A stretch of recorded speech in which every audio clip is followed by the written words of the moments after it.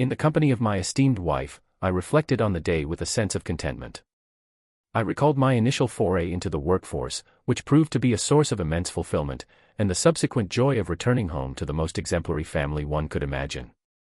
I engaged in a spirited game of tag with my two exceptional children, shared a sumptuous meal, and engaged in a lively discussion about the baseball game that had just concluded, all while basking in the warmth of my family's company. My wife of 21 years and I engaged in a satisfying and loving sexual encounter in the bedroom. We kissed and embraced on several occasions, experiencing a rush of bliss. Subsequently, my wife drifted off to sleep and rolled over onto her side, away from me. I grasped her with my left hand and smiled inwardly, recognizing that there was nothing exceptional about me. I did not engage in any noteworthy activities during the day. I was a mundane individual leading a life that many would likely deem unremarkable. I was blissfully unaware that this day would ultimately be my last. I received a call shortly before noon. Carrie was in a state of distress, and it was challenging for me to comprehend her words if I was indeed able to understand them. She mentioned something about our son Troy's kidney disease and the hospital. I informed her that I would meet her there in 20 minutes. I promptly conveyed the situation to my superior and hastily departed, arriving at the hospital 18 minutes later. Despite the abrupt transition, I was able to maintain a sense of coherence and engage in a coherent conversation with. On the other hand, I was informed by Dr. Michael Fierros, who was treating my son in the emergency room of the hospital where he had been admitted less than an hour earlier, that my son had gone from being a normal, healthy high school freshman to having stage 3 chronic kidney disease. The reason for this transition was unclear. I was also informed that a specialist was coming to examine my son. I attempted to maintain an optimistic demeanor in front of our son, but it was challenging. Carrie quickly searched for information about chronic kidney disease on her phone, and I simply, while Troy was seated at the bedside, attempting to maintain a sense of normalcy by cracking jokes and engaging in light-hearted banter, Carrie stood at the periphery, visibly distressed. She appeared to be swallowing back tears and her complexion had taken on a pale hue. On several occasions, she looked up from her phone, and we made eye contact. It was then that I became acutely aware that the situation was not as favorable as we had hoped. After 45 minutes, the gravity of the situation was confirmed by the specialist, Dr. Brendan Nicholas. He informed us that Troy urgently required a kidney transplant if he was to have a chance of surviving until graduation from high school. Even with dialysis, the likelihood of Troy surviving to complete his education was slim, given that he was only 14 years old. Troy, aged 17, was initially overwhelmed by the news and began to cry. His mother, Carrie, soon joined him in expressing her distress. Dr. Nicholas informed us that although kidney transplants are becoming more common, finding a suitable donor remains challenging. He suggested that relatives might be the best option, but we had only one sibling between us. Furthermore, Carrie's sibling already had 2 minor children who were not eligible to donate, as Troy's 17-year-old was. One year there were only 7 possible donors in the family, including an elderly sister and 4 living grandparents. All 7 were tested and ruled out within a week, which caused significant distress to the family. However, the doctors were more optimistic than we were, or at least they appeared to be. Nevertheless, the outlook for Troy was not promising, and there were many tears shed in the hospital and at home. In the week following the removal of the 7 of us from the list, one of my favorite lines from a TV show of all time, Monty Python's Flying Circus, was particularly relevant. The phrase, "No one expects the Spanish Inquisition to twist," was modified to, "No one expects a miracle," yet that is precisely what occurred approximately 1 week later from an unlikely source, half a world away. Carrie contacted Sergio Santiago, an 18-year-old male, who was a potential donor. The boy, aged 18, was the son of 2 of our close friends, Jorge and Robbie Santiago. He was the nephew of Carrie, who was not technically related to us. However, it transpired that she was, at least in the case of the boy. He was a third, as previously stated. A family match is the optimal scenario, and a half-sibling is nearly as beneficial as a full brother or sister. Dr. Nick expressed enthusiasm, but Dr. Hune is not a stepbrother. I uttered an exclamation, looking at Dr. Nicholas in dismay.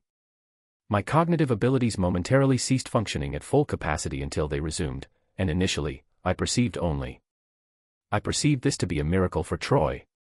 However, I also perceived the end of my marriage as I had known it. I looked at Carrie, who seemed to be attempting to disappear in my presence. I whispered, "Carrie, baby, oh damn baby." She looked away, but I observed that her face and neck were quite red. I remained in place, waiting for her to speak. 5 seconds passed, then 10. I cleared my throat. I could not concern myself with anything other than Troy. At this moment, she stated, "I called. I had to try for Troy's sake. Thank you for considering someone else this time." I replied in an emotionless voice. I hope that a miracle occurred for us because we no longer had a marriage. For the first time in several minutes, she looked directly at me and narrowed her eyes. "Not now, Josh. I do not have time for this," she said. I heard what she was saying, and I knew. "Whatever it takes." "How long will it take them to arrive?" I inquired. "They will be here in a week, starting Thursday," she replied. The Santiago family typically stayed at the Star Hotel. However, it should be noted that they were family. Indeed, Carrie and Robbie were roommates at Iowa State University for the past 2 years. Additionally, Robbie and H were already a couple by the time I began dating Carrie.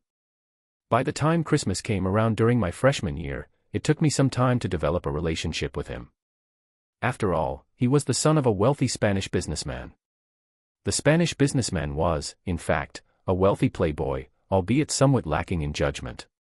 However, I came to recognize that he was fundamentally a good person devoid of any malevolence. His eccentricities were largely a result of his lack of experience in the real world until he came to the United States for college. We eventually developed a strong friendship, although a significant portion of it remained the narrative revolved around the women in our lives. They were not only close friends but also roommates. There were even rumors on campus that they were more than just friends. However, I have never seen any evidence to substantiate this claim. Georgie and Robbie got married 6 months after we all graduated from university. Carrie was a bridesmaid, and I attended the wedding as a guest 6 months after. Additionally, Robbie served as a bridesmaid at our wedding in Champaign, Illinois, and Jorge was also in attendance. The sudden influx of activity in our lives was overwhelming, compounded by the daily necessity of Troy's care. It seemed as though there were always numerous medical professionals surrounding him. There were numerous factors to consider following the operation. The postoperative care plan included all the necessary medications and addressed the psychological aspects. For an adult, this would be a significant undertaking. For a 14-year-old, it was particularly challenging. Troy, who was an adolescent, appeared to be overwhelmed by the situation. It was understandable that he was frightened. He was an athletic and intelligent child with a quick mind. He had previously seemed to be able to cope with anything that life threw at him.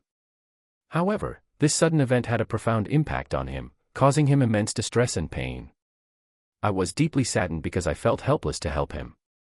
I was motivated to address the elephant in the room, recognizing that Carrie was experiencing distress on behalf of our son. I chose to temporarily defer confronting the issue. I spent the following week working half-days, which provided a constructive distraction from my concerns about my son and my wife's infidelity.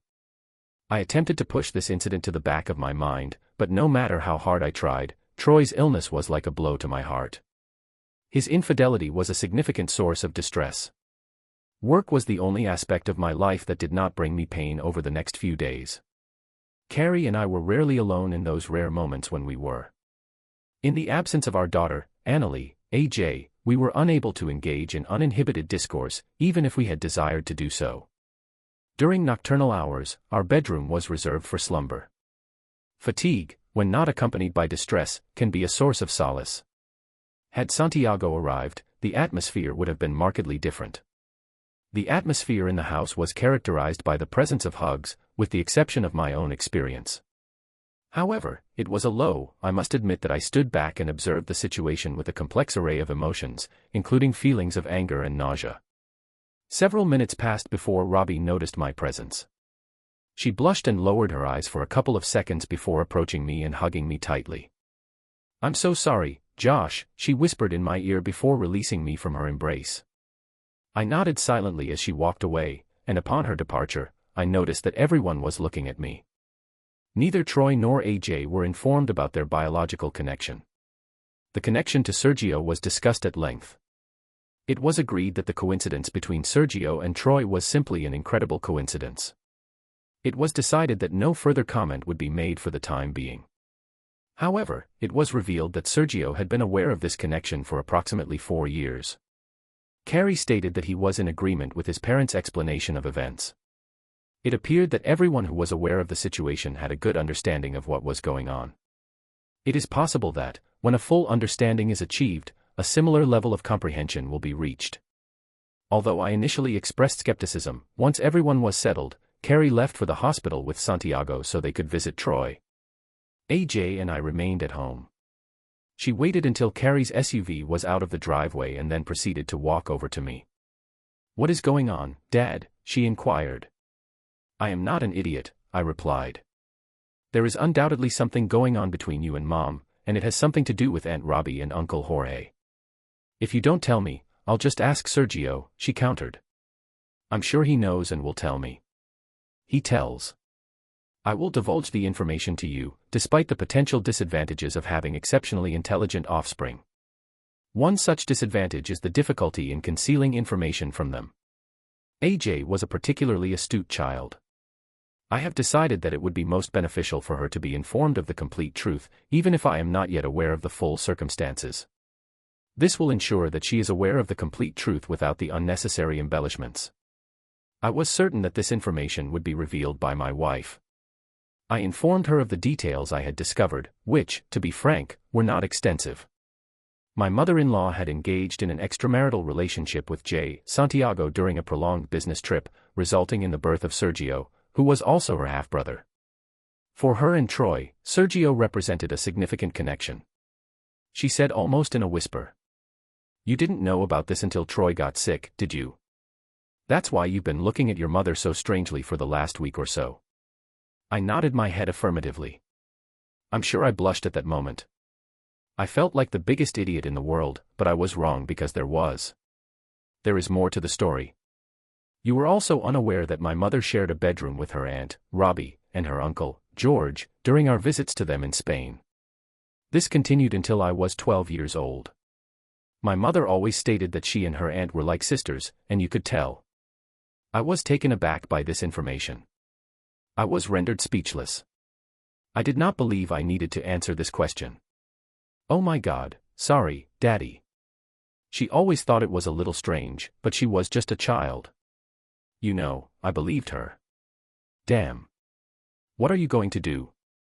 We will discuss everything in great detail after Troy's operation. I appreciate your discretion before our conversation. I will handle the situation with my wife and Santiago. I realize that I have been reserved around them, but I am trying to be more open. My wife, Robbie, and George were looking at me with great interest. They spent a considerable amount of time whispering to each other on Friday evening. Upon returning to the house, Sergio quietly called me aside.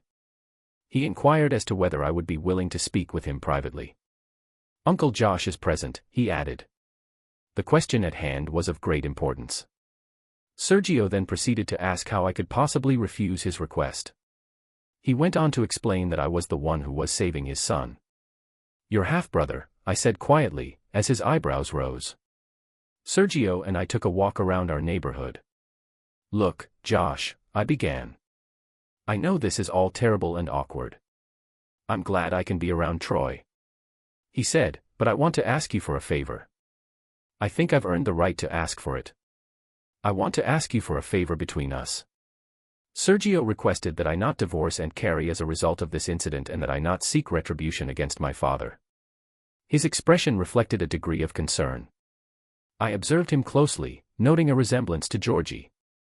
However, now that I had identified the relevant characteristics, I perceived a subtle similarity to my wife.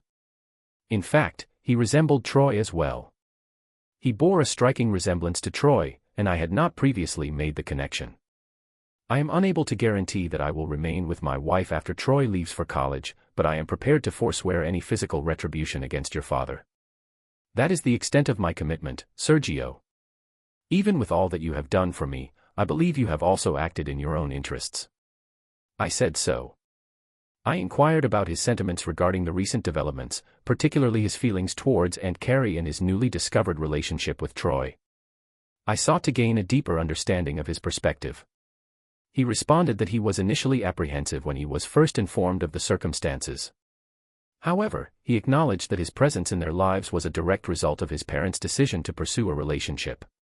He further clarified that his mother was his biological mother. I still consider Carrie my aunt, although I now have a deeper emotional connection with her. I have always viewed Troy as my younger brother. I am pleased that he is my sibling and grateful for the opportunity to support him. We proceeded to walk the remainder of the way home in silence, which provided me with further reflection. I must profess a certain ignorance with regard to the details of this narrative, but I am aware that the situation was more dire than I had previously imagined. The transplant was performed the following Tuesday, and we waited anxiously for several hours. Both boys emerged from the surgery in satisfactory condition, and Troy's new kidney began functioning immediately, which was a promising indication. On the evening in question, the doctors informed us that 5 individuals, visibly fatigued, had been discharged from the hospital. I did not attach any significance to Robbie's suggestion to accompany me to my preferred Chinese restaurant for takeout. We placed our order 2 days after the transplant, and barely had time to reach the restaurant before she began offering apologies. The journey to the restaurant and back took approximately an hour. Upon our return, I was informed of the circumstances surrounding the incident. I was not in the mood to eat. I had served in the Naval Reserve for 20 years and had been deployed overseas on 3 occasions. The first of these was approximately 1 year after Carrie and I had married. I was sent to the Middle East for 18 months. In order to avoid solitude, Carrie sought the company of Robbie and Jorge throughout the entirety of my military service. I am aware that this occurrence was not ideal, yet it did transpire. I express my sincerest regret, Josh. The incident began on a night when we were engaged in lively conversation and ultimately retired to the same bed.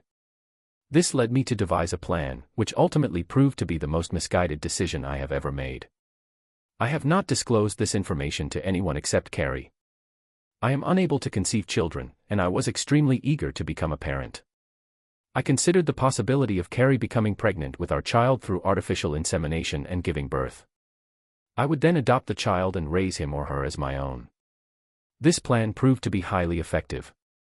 Carrie gave birth to a healthy baby boy. By the time 6 months later, Carrie had lost a significant amount of weight. We informed you that she had gained a little weight from eating our rich food, but you probably wouldn't have noticed. You also wouldn't have known if Troy hadn't become ill. Robbie lowered his head, and his face flushed slightly. I waited for the continuation was never heard. However, recalling my daughter's words, I realized that there was more to it than that. For several seconds, I stared at her and spoke with AJ. I said that the rest was up to Robbie. She whispered that she had not just had sex with him once, she had done so repeatedly. If I were unaware of the subsequent events, I would have responded with a sharp no. They engaged in this behavior frequently prior to Carrie's pregnancy and have continued to do so for numerous years, right before my eyes. They progressed from being merely good friends to becoming lovers. I had not anticipated this outcome at that time. I had only one option: to accept the situation. To come to terms with the situation, I had my child and I loved Georgie and Carrie. Therefore, I decided to be a part of what they had rather than send them both away. This was despite the fact that your 2 business trips, your 2 weeks every year, and other vacations when they came without you. Then, when Carrie decided that AJ was old enough to understand that something was occurring, they began to go somewhere together, and the children stayed with me. Don't be angry, Josh. We all gained something from this arrangement. I obtained my son, Georgie, and Carrie spent time together. Your son received a new kidney. That is not how I view it, Robbie. I stated that the kidney was an unintentional outcome. I view it as follows: I perceive the situation as one in which all parties involved have gained something, with the exception of myself. I was not a party to the agreement between you 3, nor did I consent to my wife becoming pregnant and carrying a child for you. Similarly, I did not consent to her having an affair for 19 years, although, upon reflection, I am unsure whether I should have done so. One of the parties involved in an extramarital affair with Carrie may be considered her second partner. He was her initial romantic interest, and I was a relatively minor figure in the situation. You may have come to terms with the reality that you only possess a portion of your husband's emotional and romantic affections, but I am unable to accept the notion that I only have a fraction of my wife's heart. I am an individual who requires a comprehensive and unwavering commitment. Robbie, it is important to note that I have always been transparent about my feelings and beliefs. My wife was undoubtedly aware of this, as she was present throughout my entire life. Consequently, I am unsure of how to proceed. Josh inquired, "What are we going to do next?" I am uncertain, but I promised Sergio that I would remain with Carrie for the duration of Troy's residence at home. I also promised not to harm your husband. In response, he expressed his disbelief. The boys were released from the hospital and returned home within a week. This outcome could be described as a positive one, given that both boys were released from the hospital and returned home within a week. It is fair to say that modern medicine is simply amazing. If nothing unexpected happens, Troy will live a long and normal life, and so will Sergio. The elephant remained in the room, silent, until the evening when the Santillanos were ready to depart.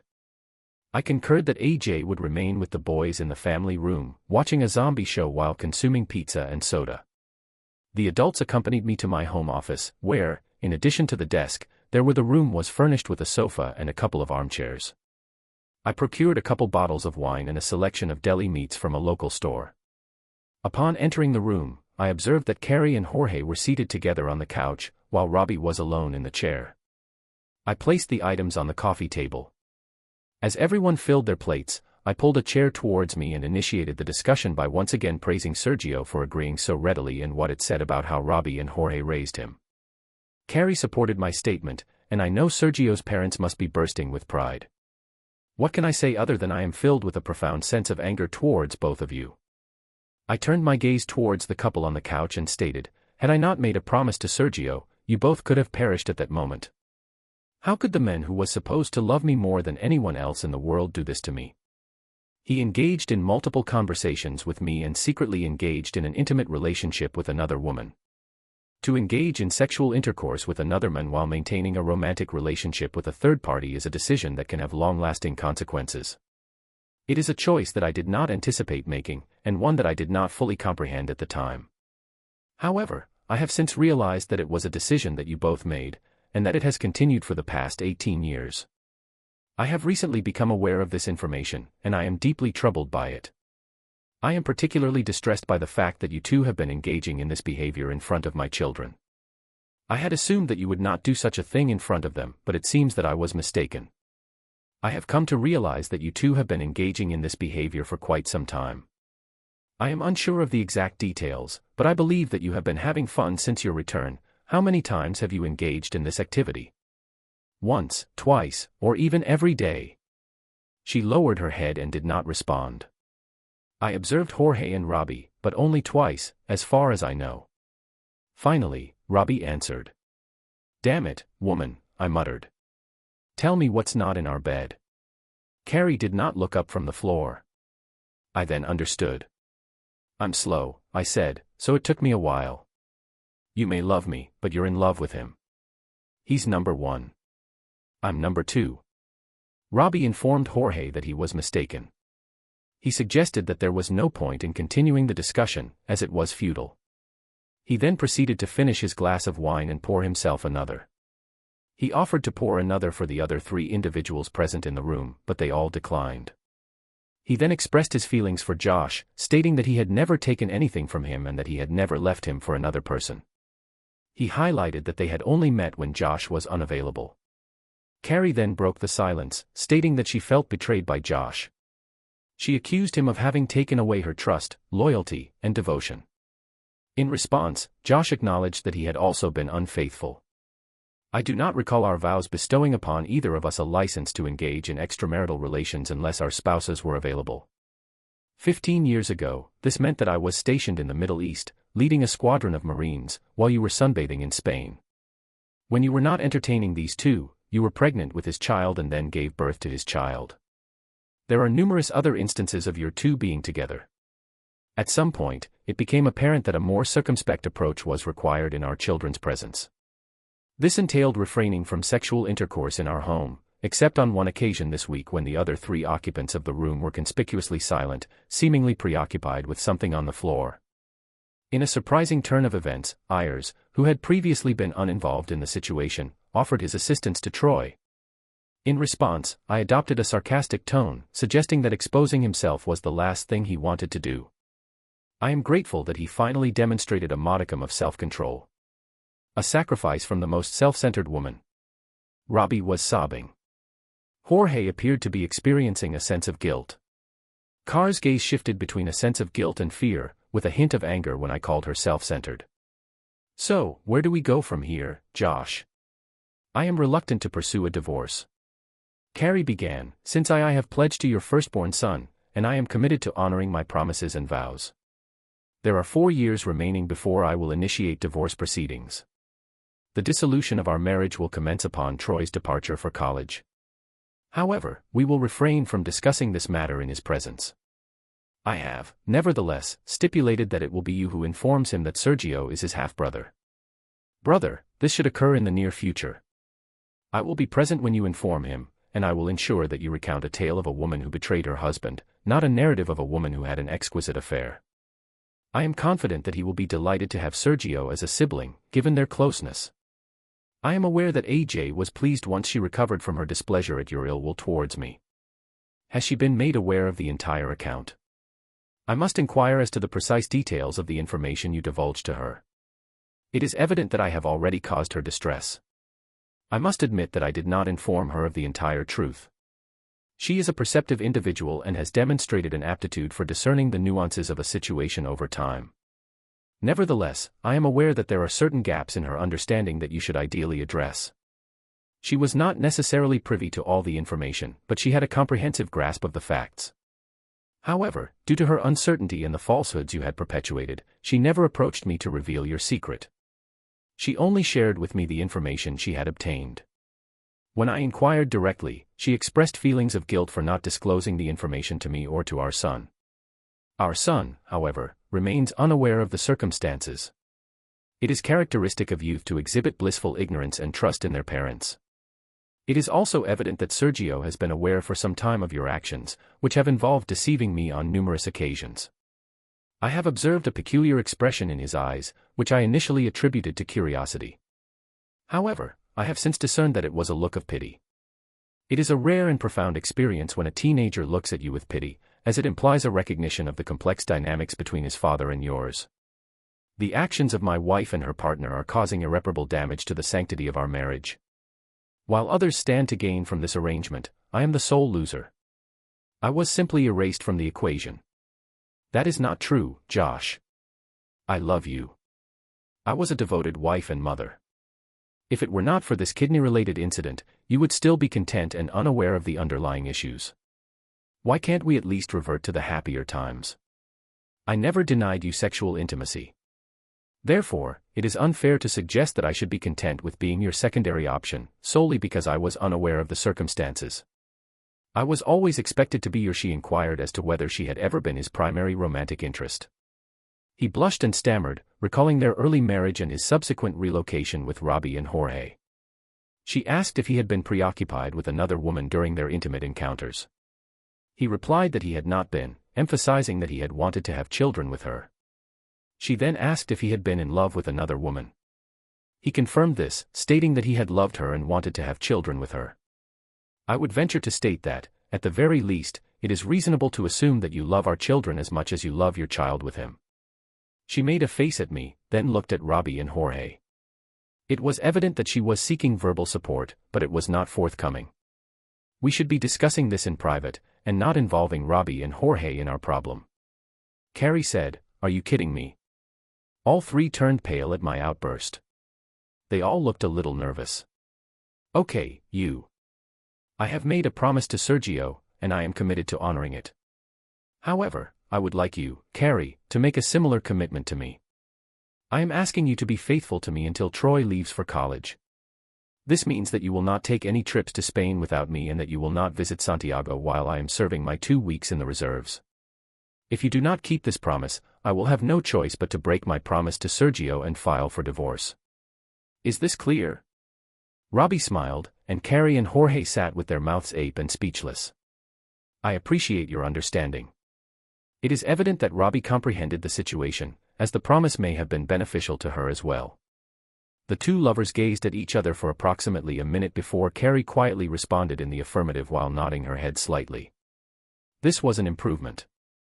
I inquired of anyone else who might have knowledge of this matter. After Santiago departed for Spain, I relocated to a bedroom in the guest room in the basement. Carrie and I slept in our bed while the Santiagos were present, but we had not engaged in sexual intercourse since we learned of Troy's illness. I was able to leverage this information to my advantage. After I discovered my wife's infidelity with Jorge, I had engaged in sexual intercourse with her on numerous occasions over the years while she was involved with Jorge, and you were unaware of this. She then stated, "That's right, Carrie." I responded with a growl, indicating that I was not aware of the extent of your relationship with Jorge until now. I no longer feel the same way about you. Carrie's expression indicated that she was taken aback by my response. It seemed as though she was unaware of how this conversation was going to unfold. Modern medicine has made remarkable advancements. 6 months after undergoing surgery, Troy was back to his old self, joking and acting like a normal schoolboy.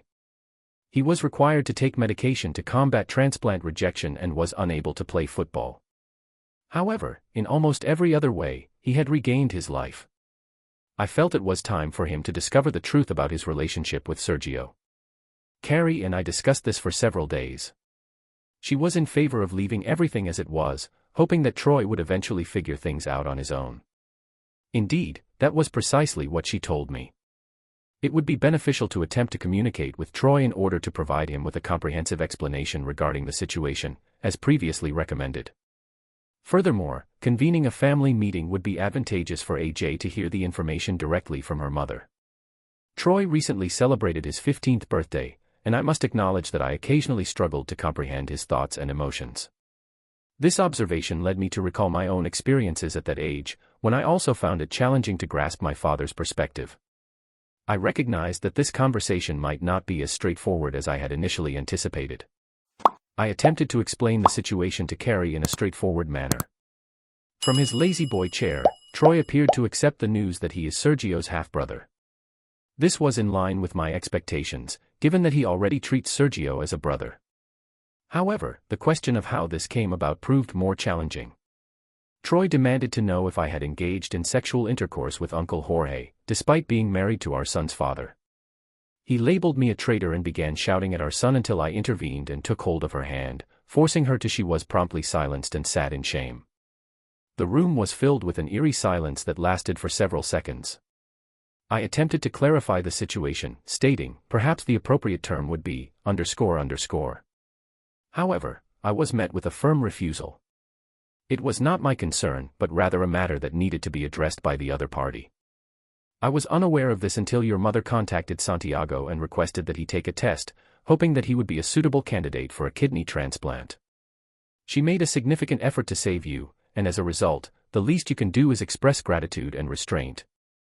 Troy lowered his head in shame as he was reprimanded for his behavior, which he found confusing and offensive. I empathized with his perspective, recognizing that he was likely upset. However, I was also distressed, but this was a matter between me and my mother, which we needed to resolve. We would navigate this challenge together. I had no intention of leaving my family.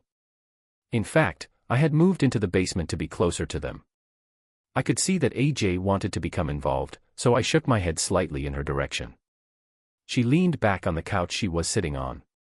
I quickly glanced at Carrie, who was sitting next to her.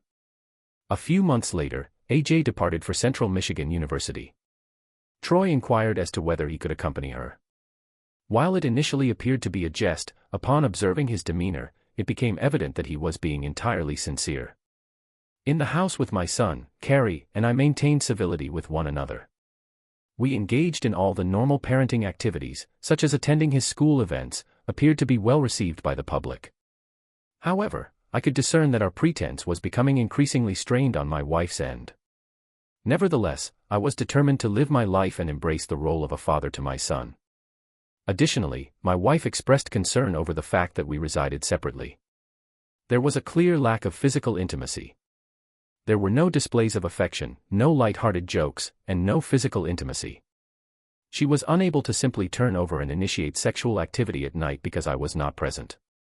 This was also challenging for me, but her infidelity somewhat diminished my libido. Josh, perhaps we can at least resume our previous physical intimacy. We have consistently enjoyed a satisfactory in terms of the sexual aspect of our relationship. I had never refused her anything. It seems reasonable to suggest that we could at least revert to this state of affairs. I was aware that she had needs, and that she was human. Carrie pleaded with me one evening, approximately 3 months later, while Troy was out with friends. I looked her up and down. She was still a beautiful woman with a good body. The sexual aspect of our relationship would be limited to that, because I was not in love with her. The emotional bond between us had diminished. I still held feelings for her, but they were evolving. The nature of our relationship had shifted. It was no longer about love and intimacy. It was about physical gratification. I was focused on my own needs, and she was focused on hers. I was no longer willing to work for her benefit. I had to acknowledge that I had abused our marital bed on numerous occasions over the years. I could not continue to do so. I will not engage in further sexual activity with you in that bed. I have used cocaine, yes. I understand. I will come to you in a few minutes. I just need to clean myself up a little. In order to maintain control of my emotions, I had to imagine her with you. I rolled off Carrie and lay on my back, savoring the taste of his semen. In the past, I would have derived pleasure from the postcoital intimacy with Carrie in my arms. However, I was acutely aware that those days were gone forever. When I heard Carrie sobbing next to me, I knew she probably knew what I was. I resisted the temptation to embrace her and reassure her, and after a few minutes, she rose from the floor, donned her dressing gown, and quietly returned upstairs. There were no discussions, no pillow talk, just silence.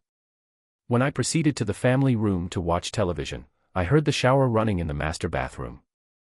I was attired in gym shorts and a t-shirt. When Troy returned home, it was evident that he was troubled. He inquired about his wife's whereabouts, noting that they had not been to a restaurant, club, or other social venue for several months. He then asked if he would ever be able to move on from the situation and resume their previous relationship. I took a moment to reflect on my feelings and thoughts before responding. I explained that I did not think I would ever be able to forgive her sufficiently to return to the way things were or to the perception I had of what our relationship was. It was revealed that the relationship was a charade. It became apparent that Troy's mother was in love with Uncle Shore and that Troy was merely a secondary option. Once this realization was made, it was impossible to return to the previous dynamic. In the context of professional football, there are backup quarterbacks, but in marriage, there is no backup spouse. Troy was forgiven, but the current situation was deemed to be the best remaining option. Troy was visibly shocked, but it was assumed that he understood. Troy went to his bedroom, and Carrie also understood the situation. Every few weeks, she requested some personal time, which was code for sexual intimacy. It is possible that she was secretly. She was engaging in sexual intercourse with another individual, yet she was aware that if she were to be discovered, the subsequent consequences would be entirely her responsibility. I am uncertain if Carrie fully appreciated the significance of Troy's graduation.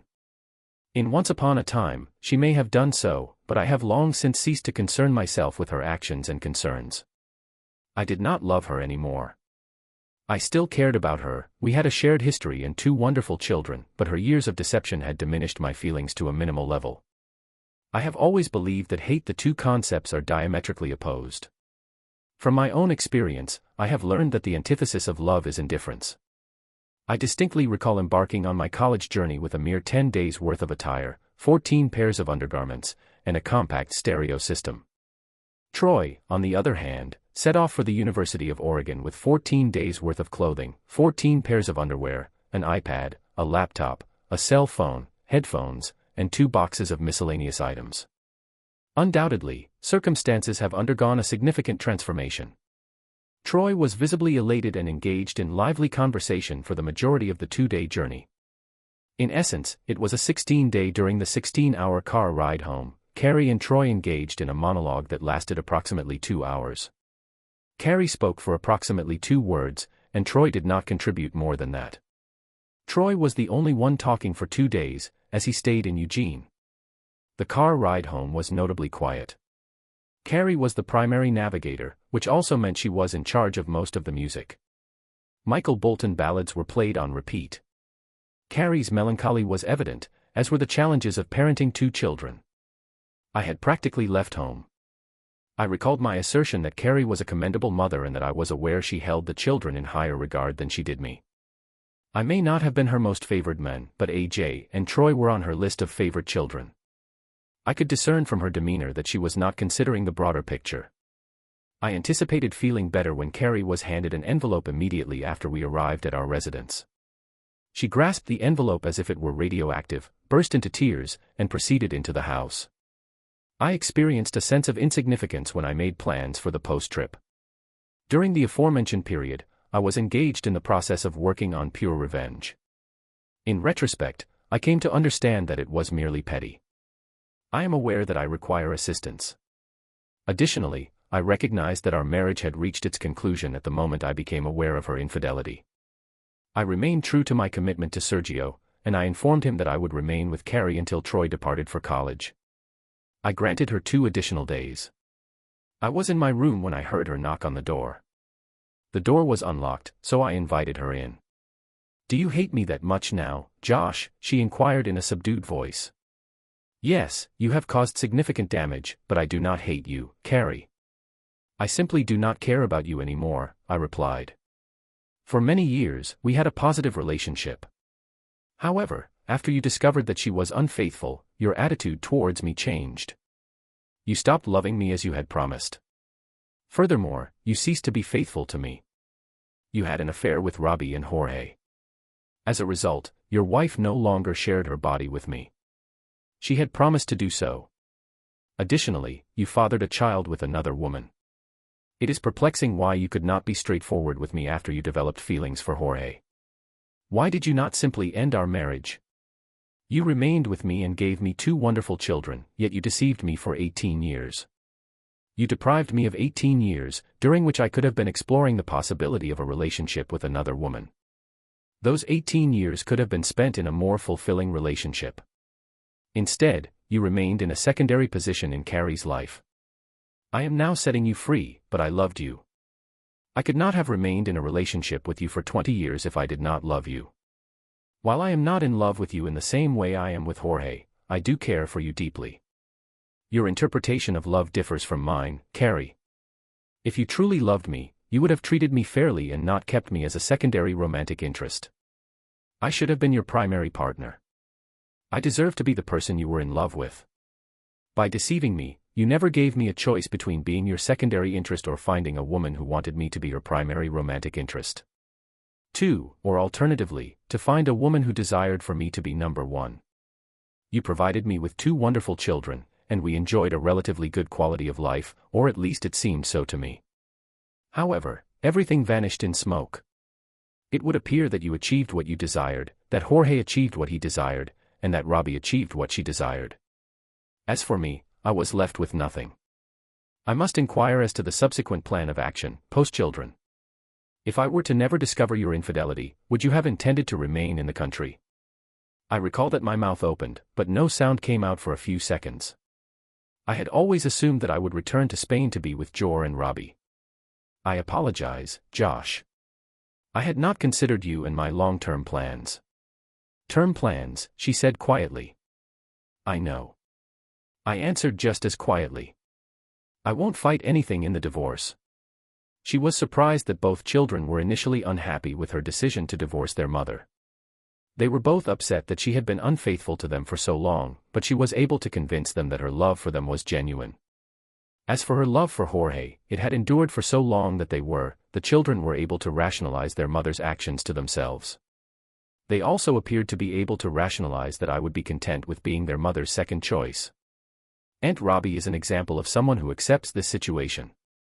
AJ asked Aunt Robbie, who helped organize it all. Uncle Jorge and your mother were making plans. I was not included in them. Everyone but me was involved in all this. Why wasn't I included in the plans? Your mother was aware that I would not acquiesce to her plans. She believed it was preferable to seek forgiveness than permission. I posed a question to AJ, when you marry, will you permit your spouse to engage in an extramarital relationship with a woman he holds in higher regard than you? He replied that he would terminate the relationship if his wife were to suggest such a thing. However, this has been occurring for over 2 decades, so I should accept it. The process is exceedingly lengthy. How would you respond, Aunt Robbie? She averted her gaze and displayed visible discomfort. The discussion was evidently concluded.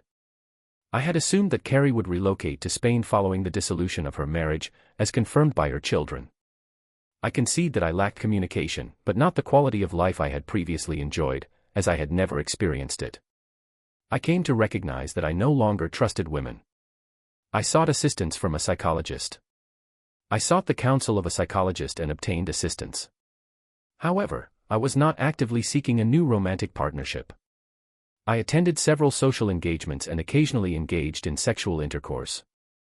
However, this was no longer a primary focus of mine. I was intrigued to discover that there were numerous unpartnered women between the ages of 40 and 50. This was a revelation to me, as I had not been aware of this demographic during my previous marriage.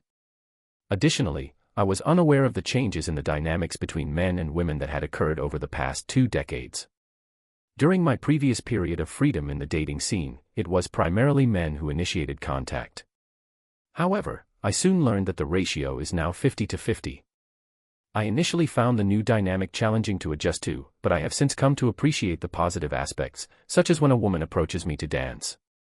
The face that greeted me when I opened the door was not the one I had expected to see, even though she looked almost the same as the last time I had seen her. Robbie Santiago was still a beautiful woman. I invited her in. "What brings you to my door?" I asked, still somewhat taken aback. "Can't I visit? Is it an old friend?" We remained on amicable terms. She accepted the cup of coffee I offered and we sat down in my family room. She shifted in her seat and cleared her throat. "Josh, are we still friends?" she asked. I furrowed my brow, recalling that we had once been friends. At least, I had assumed so. However, I had since learned that she did not hold that view. I began to respond, but she interrupted. She interjected, "That is not accurate." She then proceeded to state that she had always considered him a friend. If she were a friend, she asked, how could he have treated her in such a manner? He replied that he had been selfish and incredibly foolish. Robbie then stated that he had never seriously considered the consequences of his actions because he had trusted Yuri and Carrie. Carrie, he said, had been like a sister to him. He had never anticipated that things would turn out this way. I accepted this situation because I was able to persuade Sergio to remove himself from the arrangement. After that, there were only a few days here and there over the course of these years. I found it agreeable that you forbade her to see him for those few years. However, you then divorced her and allowed her to resume her relationship with him, which has had a negative impact on my life. After all these years, I am tired of being his second choice. I now understand your perspective. In discussing religion, I realized that I had been foolish. It is painful to admit this. I had asked her, in a superior manner, and she did not respond. Instead, she lowered her eyes. Finally, someone expressed remorse. I believe that we can become friends again. We can become friends who are bound by shared experiences. I said that we talked until late at night. We moved on from coffee to a bottle of Pinot Gio, and we finished it off as she turned to leave. I surprised her and myself by she accepted my offer of accommodation, and we proceeded to discuss the nature of our relationship. I was gratified to observe that she was receptive to the idea of rekindling our friendship. During her second visit, we went out to a restaurant for dinner and then proceeded to an upscale bar for drinks and dessert. Despite the absence of any romantic overtures, it was evident that our interaction was characterized by a certain degree of physical attraction. The woman was clad in a navy blue dress that revealed a modicum of cleavage and muscular, toned legs. I had not anticipated any developments, so I was somewhat taken aback when I experienced an erection while we were consuming dessert. I blushed, and she simply understood. She then reached across the table and took my hand, and we continued to hold hands for the remainder of the evening. We were probably a block away from my house. From my residence, when Robbie altered the dynamic, it did not necessitate a specific interpretation. "Josh, you are a handsome single individual, and I am in an open marriage. We are consenting adults." I smiled widely, reached for her hand, located it, and kissed it. The clothing began to fall to the floor almost immediately after we returned to my residence. It was reminiscent of a scene from one of those romantic films as we walked. As we proceeded towards my bedroom, I observed that Robbie's kissing abilities were highly proficient. Upon reaching my bedroom, I carefully positioned her on the bed. Her breathing became increasingly uneven and eventually became ragged. She began shouting something in Spanish, which I knew she was bilingual in after residing in Spain for an extended period. However, as I had only visited their house on a few occasions, my Spanish proficiency in English was rather limited. Please say it in English, my dear. How can I ascertain whether you approve of something if you speak a language I am not familiar with? I gradually moved to the side to avoid hurting her with my weight. She smiled softly. As I gazed into her eyes, I must admit that it was not the most exquisite sexual experience I have ever had. However, it was the most memorable since I discovered my husband's infidelity several years ago. We proceeded to engage in sexual intercourse once more. On that night and again the following morning, we showered together and washed each other's bodies with mutual satisfaction. I then accompanied her to a local restaurant for breakfast. We spent the majority of the day on the couch in the family room, engaged in physical affection, kissing, and watching television. She did not return to the guest room to sleep for the remainder of her 3-week stay with me. I must return to Spain and initiate the divorce proceedings. Horsh and then determine the best course of action for the remainder of my life. Robbie stated that although we had enjoyable experiences together, we both recognized that we are not suited for each other in the long term. Nevertheless, you are a commendable individual, Josh. I am genuinely sorry for the role I played in the deterioration of your marriage. You did not compel her to take the actions she did, and at least you demonstrated remorse. That is more than can be said for Carrie. I replied, well, It is my hope that you will find someone who appreciates you for everything you bring to the table, which is a great deal. Robbie informed me that Carrie had been cohabiting with Jorge for 5 years, and that my children had relocated to the south of Spain to be closer to their mother. I miss them, but not their attitude. I am weary of apologizing for divorcing their mother because she was unfaithful to me. I was more surprised than anyone when Troy called at 6 a.m. on a Sunday morning. It is highly unusual for someone to call another person at that time. At 6 a.m., I was disinclined to ascertain the identity of the caller. I simply picked up the phone and demanded, "What is this? Is it an emergency, or are you going to die?" "Dad, it's me, Troy. Why are you so angry?" "Hang up." "What do you need?" I inquired. "I'm uncertain how to phrase this, Dad, but I feel compelled to inform you that AJ is engaging in a romantic relationship with Uncle Jorge." Rather than inquiring, he made the announcement. I had only slept for approximately 3 hours after a late night with a woman who was young enough to be dating my son. That was a separate matter. By the time he concluded his statement, I was already awake. "What the hell?" I responded. "Did you just say that?" I inquired. "You heard me, Dad," I stated. "AJ is sleeping with Uncle Jorge." "How did you know that?" I asked. "We were all at Uncle Jorge's, AJ, Sergio, and me. When it got late, all the kids went to their bedrooms, leaving only Uncle Jorge and Mom. I was woken up by a woman's scream. I realized that it was. I was certain that I would have to kill Sergio. After all, he is her half-brother. However, the situation continued to deteriorate. It was not Sergio who was involved. I was forced to confirm the identity of the individual in question. I managed to wheeze out a response. The response was, "You are sure?" I managed to wheeze out a response. The response was, "She's already 27. My father responded, "I think she can decide who she sleeps with." He then added, "It's just creepy, you know what I mean." He then added, "Your mother doesn't mind." He inquired, and then paused. "I am uncertain if she is aware of this."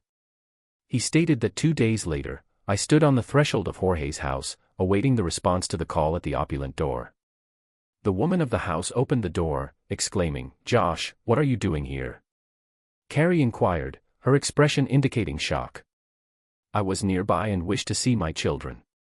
"Do you have objections to this?" I asked, in a somewhat impolite manner. She stepped aside and permitted me to enter. "Why didn't you call? You could have remained here if we had been aware of your impending arrival." I regarded her with a look of displeasure as the 3 children and Jorge proceeded into the salon. Upon recognizing me, all 3 children rushed to embrace one another, but Jorge maintained his distance. The children began to converse simultaneously but ceased speaking when I approached Jorge with a look of determination. He raised both hands in a gesture of surrender. Surrender. It was a futile plea, and I was not inclined to comply. I was not the epitome of a skilled combatant, but I was capable of defending myself in this situation. I was fueled by a profound sense of indignation. I unleashed a powerful straight punch with my right hand, which pierced through his elevated arms and struck his nose with considerable force. I felt the bone give way, and a torrent of blood spattered in all directions. He retreated, and I unleashed a double-fisted assault on his abdomen, delivering 2 punches with each hand with unwavering intensity. After breathing heavily and surveying the shocked faces, I addressed my uncle. "You promised me that you would not harm my father for his actions towards my aunt." Sergio emitted a cry of anguish but wisely remained in his place. I exhaled a stream of fire from my nostrils as I observed Jorge wince in pain as Carrie rushed towards him. I reiterated, "I have not broken my promise to you. He has endured these beatings for touching my daughter." "You are."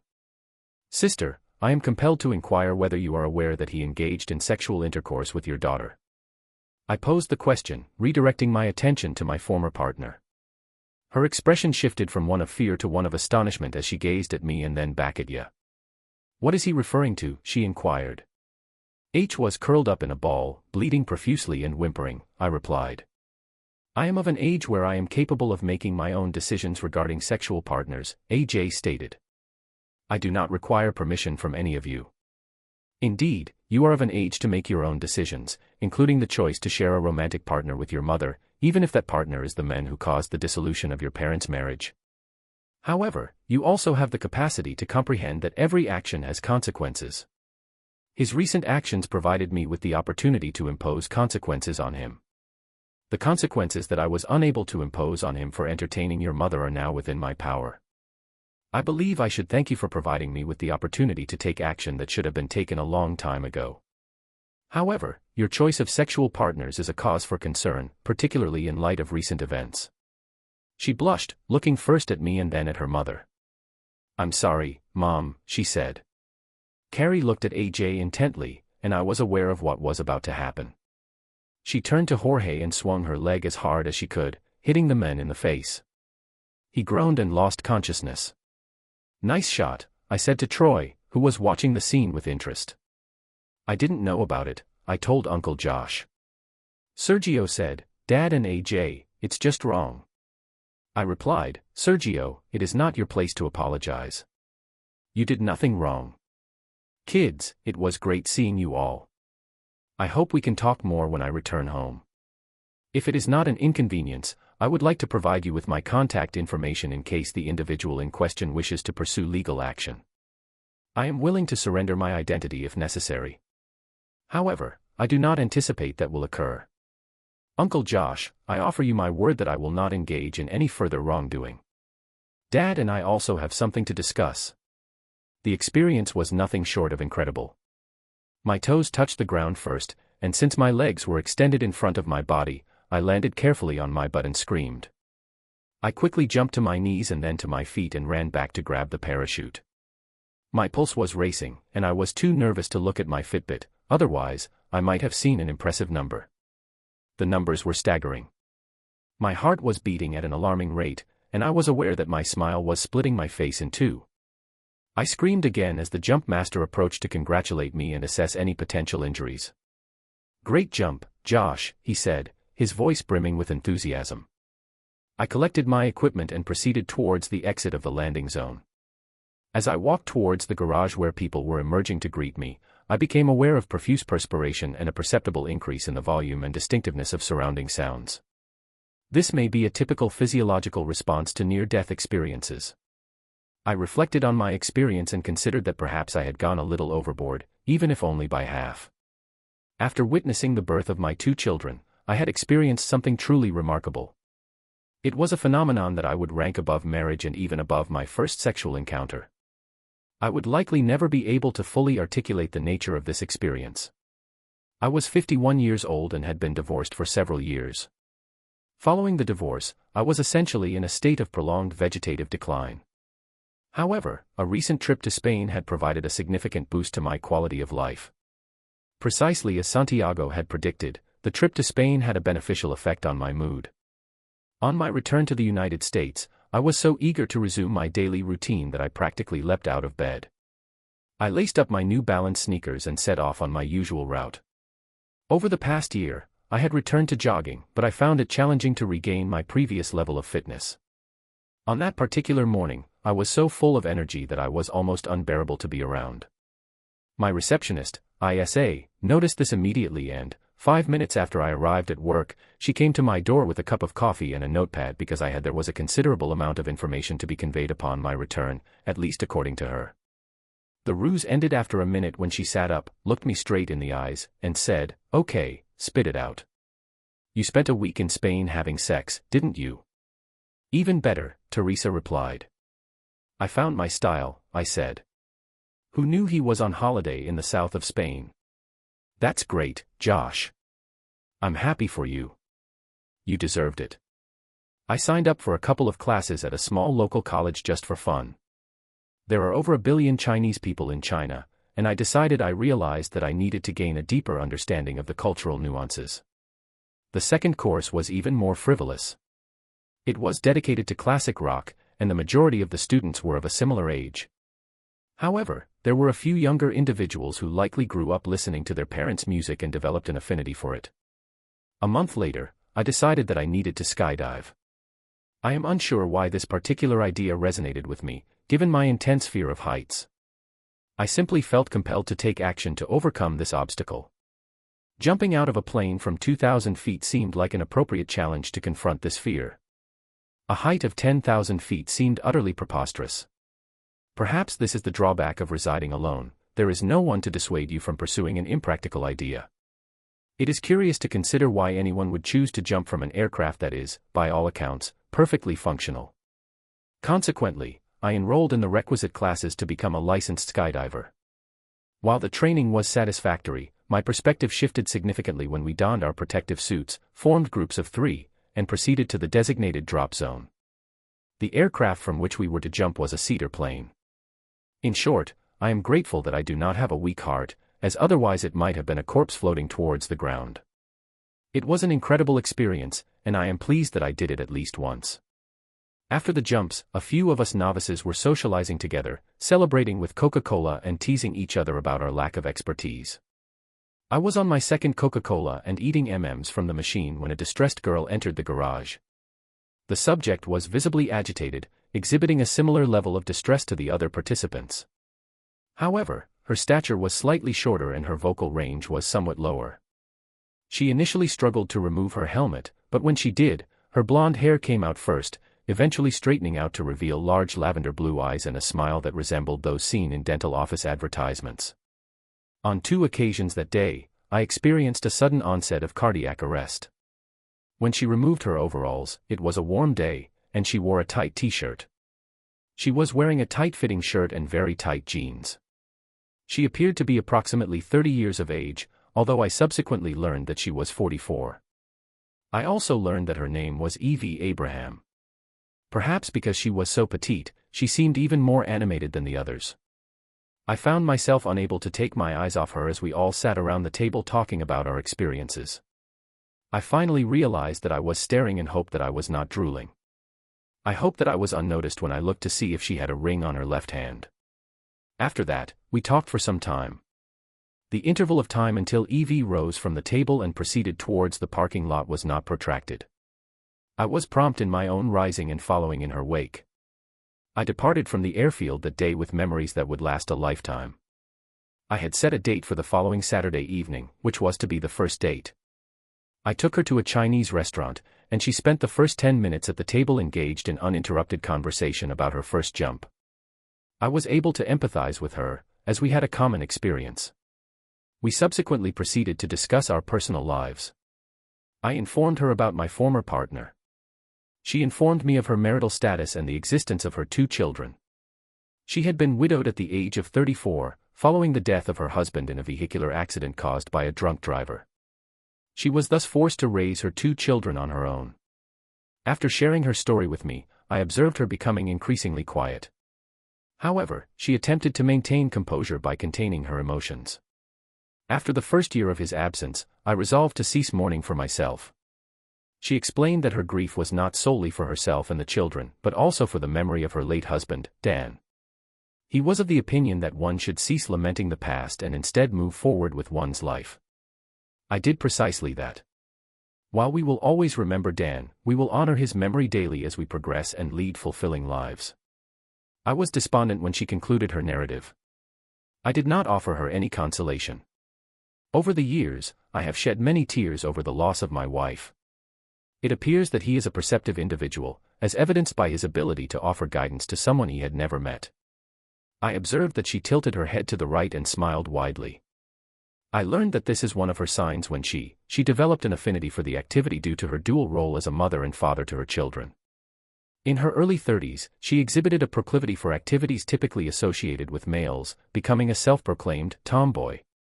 She acquired the ability to throw baseballs and soccer balls with remarkable precision and boasted of her ability to balance on hockey skates while holding a stick.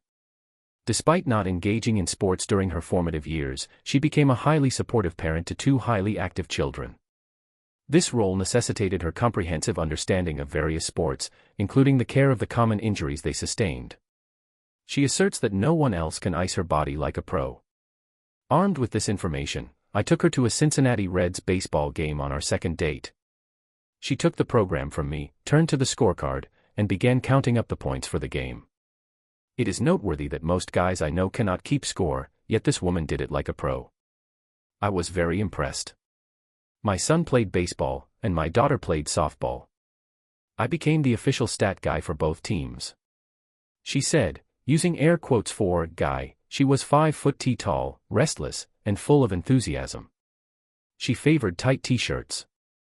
She wore shirts, jeans, and sneakers, and gradually became integrated into my social circle as easily as she fit under my arm when I held her close to me at the conclusion of our inaugural date.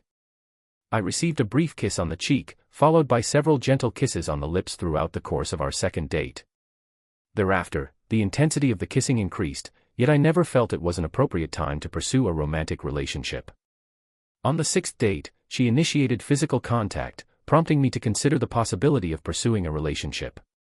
She inquired, with her until we ended our 6th date and she made a move, "Am I not doing this for you, Josh?" She then proceeded to kiss me on the couch in her living room. She continued, "You've never laid a finger on me yet, and I really want something more from you than just a finger." I felt a surge of emotion, and I was overcome with a sense of nostalgia, reminiscent of my high school days. It had been a considerable length of time since I had experienced such feelings. I then observed Evie, who was grinning like a Cheshire cat. I sensed that we could have something special, but I was concerned that I might inadvertently jeopardize it. I replied, "Oh, my dear, that is not going to happen, at least not from me." I then inquired about her perspective. "Demonstrate your ability to disrobe with alacrity," she said, her eyes sparkling. 6 months later, we were betrothed, and 6 months after that, we held a modest wedding ceremony, attended only by her 2 children, my son and Sergio AJ. However, AJ, who had been invited, chose not to attend because I had not extended an invitation to her former husband, Jorge, whom Carrie divorced almost immediately. Following the discovery that he was engaging in sexual relations with her daughter, it is perhaps unsurprising that the couple did not embark on their honeymoon to Spain. Those wishing to avoid a similar fate may wish to subscribe to the channel, where the next story will be revealed. This story is of a more salacious nature than the previous one, and therefore may not be suitable for those under the age of 18.